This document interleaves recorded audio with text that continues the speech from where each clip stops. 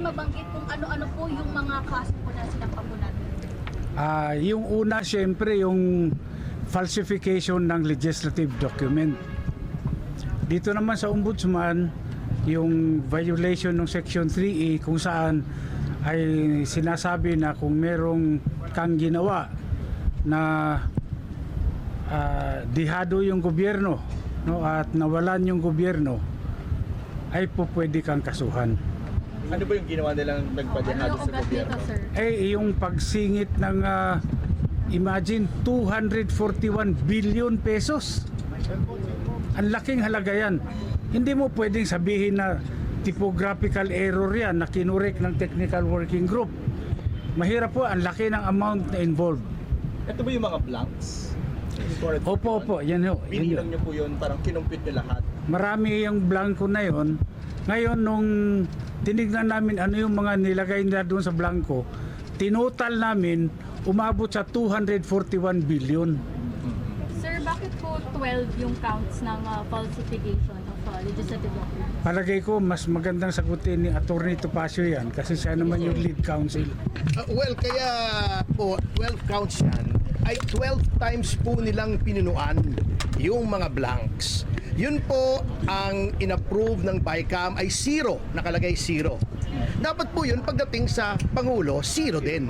Hindi pwedeng palitan yun unless may typographical error, maling spelling, maling formatting, or misspelling. Yun lang po ang kailangan o wrong grammar. Hindi po pwedeng ilagay yung 0, gawin mong 90 billion or 80 billion o kahit 10,000 pesos po. Hindi nyo pwedeng gawin yun kahit piso nga basta 0. So 12 times po naming nabilang na meron pong ganong insertion. 12 yung blanks. singit, oo. Ibig po sabihin si Speaker Romualdez ay mahilig sa singit. Sir, sino po muna yung respondents dito? Sino pinasasagot? Ito po, siyempre si Speaker Romualdez, because siya po ang head ng House of Representatives. Manuel Jose Dalipe, kasi siya po yung nandun sa APRO. Etong majority leader, siya yung majority whip. Siya yung nagma-marshal ng mga boto para dito. Si Congresswoman Kimbo, at least inamin niya na merong insertion. Sa saka si dating Appropriations Committee Chairman Saldico. At saka may mga kasama po dyan na hindi pa namin na-identify na palagay namin ay kasama sa technical working group acting under the instructions of the named respondents. So, Yung mga staff? Opo, syempre, opo. Kahit inutusan lang sila, if ever? Kasi po, ginawa din nila So, they have to justify kung kanilang in-insert under the directions na ito ay lawful na instructions. Kasi kung unlawful yung instructions, liable din po sila. Complainant din kayo, Sir, dito? Opo, complainant Bakit din po ako. sumali as complainant? Alam niyo po, ako ay I'm doing this in representation of the Citizens Crime Watch. Ito po yung aming presidente, akong national chairman. The Citizens Crime Watch has been in existence since 1992. At talagang pakialamero po kami. Basta may nakikita kaming palagay namin ay may graft and corruption, ay pinafile po namin. Kami po ang nag-file nung sa Dingbaksya kay now Congressman then Secretary Garin na ngayon ay nililitis na sa Sandigan Bayan. Kami po ang nag-file doon kay Commissioner Guanzon ng GRAP na ngayon po ay nililitis na sa RTC Bulacan. At marami pa po kaming ibang na-file po rito, yung sa SUP 44 against former President Aquino. Kami rin po yung nag-file. So, hindi po ito politiko, hindi po ito politika. Ito talaga ay aming advocacy sa Citizens Crime Watch. Non-partisan po kami. Why include Kimbo, sir? Bakit sinama si Kimbo? Siya nag-admit nun di ba? Opo, alam na pala niyang may insertions, dapat kumilo siya para hindi ito ang i-transmit as an enrolled bill. Dapat binalik yan sa BICAM kung lalagyan ng insertions. Attorney, bakit graft lang? 241 billion pesos ang pinag-uusapan niya. Graft po at saka falsification. Kasi yun po ang aming evaluation na ito po ang krimen na nagawa. May administrative case din ba na kasama dun sa complaint? Implied naman po yun pagka-ombudsman na we are invoking both the criminal and administrative jurisdictions of the Office of the Ombudsman. Malawak po ang kapangyarihan ng Ombudsman pagdating po sa graft and corruption. Ano bang parusa niyan, sir? Ano yung prayer nila? Well, ito pong falsification ay up to 6 years imprisonment.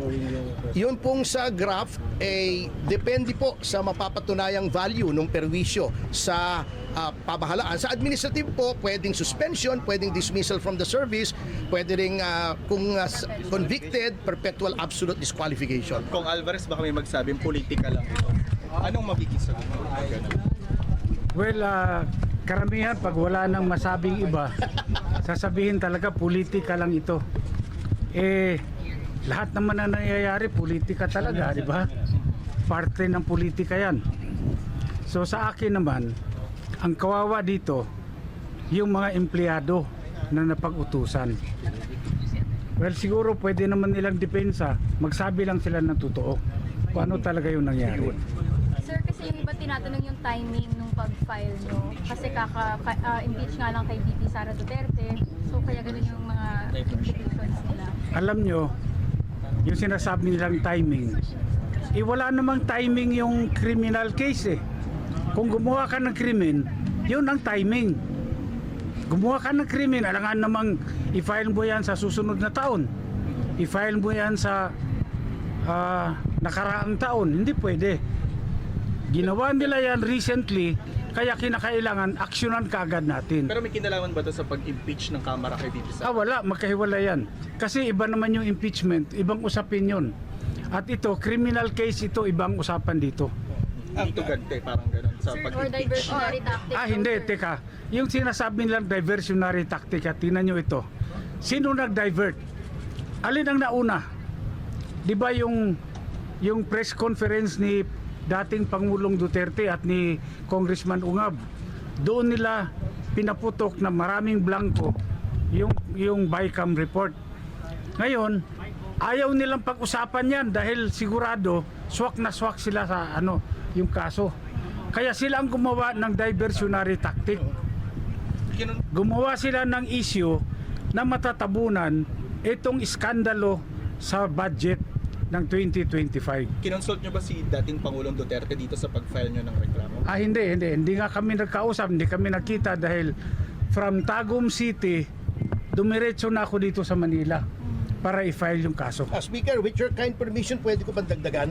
Yung sinasabi nilang timing, actually, matagal na po namin itong pinag-iisipan. Kaya lang po, komplikado ang kaso. So, pinag-aralan pa po namin ito, kaya ngayon lang po namin ginawa. Kasi hindi naman po kami katulad ng ibang miyembro ng Quadcom na kumikilos nang hindi nag-iisip. Pinag-isipan po namin itong mabuti. Hey, Congressman Alvarez, sir, now na na-file na ho ninyo itong complaints ninyo. Apo. Anong inaasahan mo ninyo na pagtukon dito ng anti-graft body? Kami naman, gusto lang namin patas yung laban on the merits. Tingnan nila yung reklamo namin.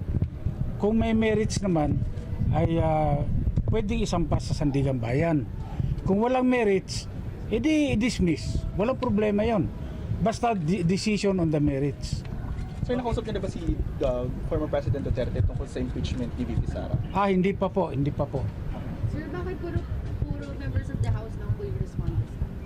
Total sa Senate. Nandun yung krimen na nangyari. Sa Sir, Senate. BICAM sir yun eh. Sir. Sa Senado, siguro naman kung Office of the Ombudsman, pwede naman silang magpatawag kung sino sa Senado. Dahil alam nyo po, dito lang sa House of Representatives, matagal na kaming sumulat, nag-request kami ng kopya, official copy ng enrolled bill. Hanggang ngayon, tinatago nila, hindi nila binibigay sa amin. Pero kung nasa House Library na po yung enrolled bill, yung ratified bill, pati yung GAE, publicly available po siya, pag-check po. Pachi-check ko sa aking yung chief of staff ko dahil yung sulat namin, hindi nila sinagot. Nag-request kami.